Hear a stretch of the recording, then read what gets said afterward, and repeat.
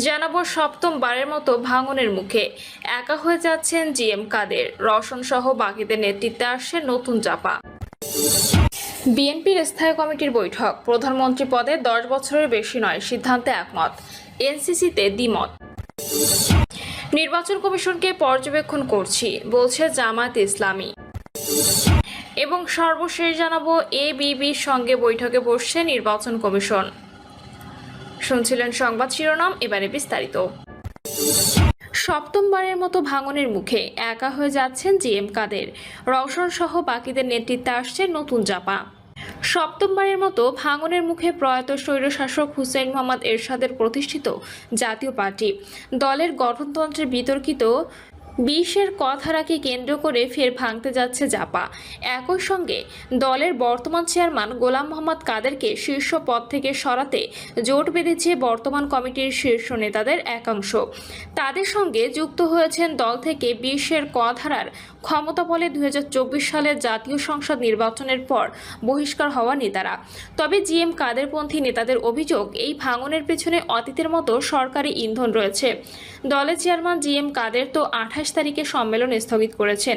এ প্রসঙ্গে জানতে চাইলে তিনি বলেন, উনি একক সিদ্ধান্তে এটা স্থগিত করতে পারেন না, কারণ প্রেসিডিয়ামের সভায় এই তারিখ ঠিক হয়েছিল।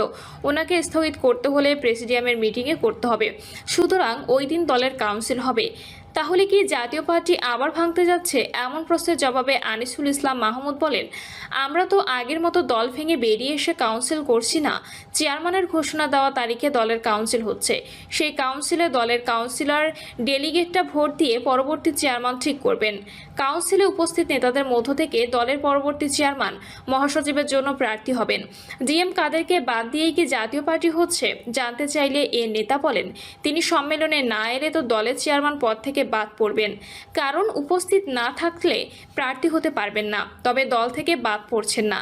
জাতীয় পার্টির কো চেয়ারম্যান বলেন, আমরা আসলে জিএম কাদেরকে বলেছিলাম 20-এর ধারা পরিবর্তন করার জন্য, কিন্তু উনি এটা করবেন না। সেজন্য আমরা বলেছি তাহলে এটা নিয়ে কাউন্সিলের মাধ্যমে সিদ্ধান্ত হবে, সেখানে আমরা চেয়ারম্যান ও মহাসচিব পদে আমাদের প্রার্থীতা দেব। কারা চেয়ারম্যান ও মহাসচিব পদে প্রার্থী হবেন সেটা কাউন্সিলের আগে ঠিক করা হবে বলেও জানান আনিসুল ইসলাম মাহমুদ। যেহেতু আমি দলে আছি, নিশ্চয়ই একটা পদ প্রার্থী পাব। উল্লেখ করেন তিনি, সরকারের ইন্ধনের সন্দেহ কেন? জিএম কাদেরপন্থীদের এবার জাতীয় পার্টি ভাঙনের পেছনে সরকারের ইন্ধন রয়েছে বলে মনে করছেন জিএম কাদেরের অনুসারীরা। তারা বলেন, জাতীয় পার্টির সর্বশেষ সম্মেলন হয়েছিল 2019 সালের ডিসেম্বর মাসে। 3 বছর পর পর সম্মেলন হওয়ার কথা রয়েছে। সেই হিসেবে বর্তমান কমিটি মেয়াদ উত্তীর্ণ। নির্বাচন কমিশন আমাদেরকে নতুন করে কাউন্সিল করে কমিটি হালনাগাদ করার জন্য তাগিদ দিচ্ছে, অথচ বিগত 16 বছরের বেশি সময় ধরে বিএনপির কাউন্সিল হয় না। তাদেরকে তো কোনো চাপ দিচ্ছে না ইসি। এ কারণে সরকারের প্রতি আমাদের সন্দেহ। নাম প্রকাশ না করার শর্তে জিএম কাদেরপন্থী জাতীয় পার্টি একজন প্রেসিডিয়াম সদস্য ও সাবেক সংসদ সদস্য বলেন, পার্টির কাউন্সিল করার তো একটা বাধ্যবাধকতা আছে। আমরাও দ্রুত কাউন্সিল করতে চাইছি, কিন্তু হলরুম পাচ্ছি না। এছাড়া বিভিন্ন সময় আমাদের মিটিংয়ে হামলা হওয়ার কারণে কেউ জায়গা দিতেও চাইছে না, অথচ নির্বাচন কমিশন মৌখিকভাবে আমাদেরকে কাউন্সিল করার জন্য চাপ দিয়েছে। অন্যদিকে বিএনপি 17 বছর কোনো কাউন্সিল করেনি, কিন্তু তাদেরকে কিছু বলছে না। এই কারণে সরকারের উপর আমাদের সন্দেহ। এই নেতা আরও বলেন, অতীতেও দেখা গেছে জাতীয় পার্টি যতবারই ভেঙেছে তৎকালীন সরকারের ইশারাতে হয়েছে। তবে এটাও মনে রাখতে হবে, যতবার পার্টি ভেঙেছে সেটা 1 কিংবা 2 জন এমপির দল হয়েছে, বড় কোনো পার্টি হতে পারেনি। সরকারের ইন্ধন প্রসঙ্গে জানতে চাইলে আনিসুল ইসলাম মাহমুদ বলেন, এটা কোনো ক্রমে সত্য নয়। ওনাকে বলেছি, আমরা আপনার সঙ্গে আছি, 20-এর ধারাটা পরিবর্তন করুন। আপনি তো মানুষকে ভয় দেখিয়ে কিছু করতে পারবেন না। 20-এর হচ্ছে এমন, তিনি আমাকে বহিষ্কার করতে পারবেন, যদিও এখন সম্মেলনের তারিখ ঘোষণার কারণে পারবেন না। আমি 45 বছরই পার্টি করছি। একটা দলে তো এরকম অগণতান্ত্রিক ধারা থাকতে পারে। জাতীয় পার্টির এই 20-এর ধারা দীর্ঘ সময় ধরে আছে, তাহলে এতদিন কেন এটা পরিবর্তন করতে বলেননি? জানতে চাইলে তিনি বলেন, দীর্ঘ সময় ধরে আছে বলে কি এখনও থাকতে হবে? আজ দেশের সংবিধান পরিবর্তন হচ্ছে, তাহলে আগে ছিল দেখে এখন রাখতে হবে? এটা কি যুক্তি হতে পারে? দলের সিনিয়র নেতাদের হঠাৎ করে বিদ্রোহের কারণে হতবাক হয়ে পড়েছেন জিএম কাদেরপন্থী জাতীয় পার্টির নেতারা।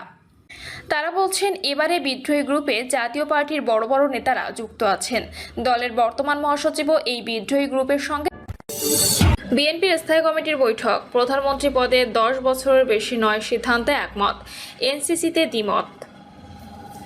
একজন ব্যক্তি 10 বছরের বেশি প্রধানমন্ত্রী পদে দায়িত্ব পালন করতে পারবেন না, সংবিধানে এমন বিধান যুক্ত করার বিষয়ে একমত হওয়ার সিদ্ধান্ত নিয়েছে বিএনপি। পাশাপাশি সংস্কারের আরেক মৌলিক বিষয় সাংবিধানিক বিভিন্ন প্রতিষ্ঠানে নিয়োগ দেওয়ার জন্য জাতীয় সাংবিধানিক কাউন্সিলের মতো প্রতিষ্ঠান গঠনের সঙ্গে দলটি একমত নয়। এদিকে সংবিধানের সঙ্গে সাংঘর্ষিক বলে মনে করছেন বিএনপির শীর্ষ নেতারা। জানা যায়, বৈঠকে সালাউদ্দিন আহমেদ সংস্কার বিষয়ে জাতীয় ঐকমত্য কমিশনের সঙ্গে গত কয়েকদিনের আলোচনার বিষয়ে রিপোর্ট তুলে ধরেন। কমিশনের সঙ্গে রাজনৈতিক দলগুলোর বৈঠকে প্রধানমন্ত্রীর মেয়াদ নিয়ে বিস্তর আলোচনা হয়। 2 পূর্ণ মেয়াদ হবে নাকি 2 বার হবে তা নিয়ে দলগুলোর মধ্যে বিতর্ক হয়। কেউ কেউ সংসদে 2 মেয়াদের পক্ষে, কেউ কেউ দুবারের পক্ষে মত দেন। যুক্তিতর্কের এক পর্যায়ে ওই বৈঠকে সালাউদ্দিন আহমেদ বলেন, এভাবে ঐক্যমত্যে আসা হয়তো সম্ভব হবে না। এর বদলে একজন ব্যক্তি তার জীবদ্দশায় সর্বোচ্চ কত বছর প্রধানমন্ত্রী হিসেবে দায়িত্ব পালন করতে পারবেন তা ভেবে দেখার আহ্বান জানান তিনি। একজন ব্যক্তি সর্বোচ্চ কতবার প্রধানমন্ত্রী হতে পারবেন তা সংবিধানে অন্তর্ভুক্ত করার প্রস্তাব করে সংবিধান সংস্কার কমিশন। প্রস্তাবে বলা হয়, এক ব্যক্তি সর্বোচ্চ 2 বার প্রধানমন্ত্রীর দায়িত্ব পালন করতে পারবেন। জানা গেছে, রাতে স্থায়ী কমিটির বৈঠকে এটি নিয়ে বিস্তারিত আলোচনা হয়েছে। দলটি সিদ্ধান্ত নিয়েছে একজন ব্যক্তি সর্বোচ্চ 10 বছর প্রধানমন্ত্রী পদে থাকতে পারবেন। এছাড়া বিএনপির সিদ্ধান্ত হচ্ছে, নারীদের জন্য 100 আসন এবং সংসদের উচ্চকক্ষের সদস্য সংখ্যা 100 জনের বিষয়ে বিএনপি ইতোমধ্যে একমত পোষণ করেছে। প্রধান বিচারপতি নিয়োগের ক্ষেত্রে জ্যেষ্ঠতম 2 জনের মধ্যে যে কোনো একজনকে নিয়োগের বিষয়ে দলটি একমত হয়েছে। নির্বাচন কমিশনকে পর্যবেক্ষণ করছি, বলছে জামাত ইসলামী। বাংলাদেশ জামায়াত ইসলামীর সহকারী secretary general doctor AHM Hamidur Rahman Azad বলেছেন, আমরা নির্বাচন কমিশনকে পর্যবেক্ষণ করছি। আমরা ইসি পুনর্গঠন চাইনি। যেহেতু অন্তর্বর্তীকালীন সরকারের পর নির্বাচন কমিশন গঠন হয়েছে, সেহেতু এই কমিশনের আস্থার বিষয়টি পর্যবেক্ষণ করছি। তারা এখনও প্র্যাকটিক্যালি কাজ শুরু করেনি। অতীতের মতো দলীয় সরকারের অধীনে তো এই কমিশনে নিয়োগ হয়নি, এই সরকারের আমলেই নিয়োগ হয়েছে। ডক্টর এএইচএম হামিদুর রহমান আজাদ বলেন, আমরা প্রধান নির্বাচন কমিশনারকে জাতীয় সংসদ নির্বাচনের আগে স্থানীয় সরকার নির্বাচন করার জন্য বলেছি। নির্বাচনকালীন একটি তত্ত্বাবধায়ক অন্তর্বর্তী সরকার যেটি হোক সেটা হবে। এর অধীনে স্থানীয় সরকার নির্বাচন হলে ভালো হবে। দলীয়ভাবে ভোট হলে দলের সরকার তার প্রার্থী জয় করে নেয়। তাই নিরপেক্ষ সরকারের অধীনে স্থানীয় সরকার নির্বাচন সুষ্ঠু হবে। আমরা জাতীয় নির্বাচনের আগে স্থানীয় নির্বাচন চাই। তিনি বলেন, নিবন্ধন ও প্রতীকের গেজেট প্রকাশ করে আমাদের দীর্ঘদিনের দাবি বাস্তবায়ন করেছে ইসি। ফ্যাসিস্ট সরকারের সময় বেআইনিভাবে নিবন্ধন বাতিল ও প্রতীক কেড়ে নেওয়া হয়েছিল, চরম অন্যায় করেছিল। কমিশন গেজেট করায় যে প্রত্যাশায় গণঅভ্যুত্থান হয়েছে তা পূরণ হয়েছে। তিনি আরও বলেন, আমরা ভোটে পিআর পদ্ধতি চাই। ঐকমত্য কমিশনের এ নিয়ে আলোচনা চলছে। আমরা এটার দাবি জানিয়েছি। পরিবেশ সুষ্ঠু না হলে সুষ্ঠু ভোট হয় না, তা অতীতে দেখেছি। পিআর পদ্ধতিতে নমিনেশন বাণিজ্য বন্ধ হয়। আমরা 1% ভোটের হারে আসন বন্টনের কথা বলেছি। 1,10,00,000 মানুষ বিদেশে ভোট দিতে পারে না। প্রবাসীরা যেভাবে বাংলাদেশকে বিদেশে উপস্থাপন করেন, রেমিটেন্স পাঠায়, তার চেয়ে বড় কথা তাদের ভোটা গুরুত্বপূর্ণ। কমিশন বলেছে, প্রবাসীদের ভোটাধিকার নিয়ে তারা উদ্যোগ নিয়েছে। জামায়াতের এই নেতা আরও বলেন, সংস্কার হবে তা যেন কাগজে না হয়। নতুন বাংলাদেশের সূচনা হয়েছে। আশা করি আগামীতে সুষ্ঠু ভোটের মাধ্যমে জনগণের প্রত্যাশা পূরণ হবে। যে দাবিগুলোর কথা বললাম তা ইসি রিলেটেড। ঐকমত্য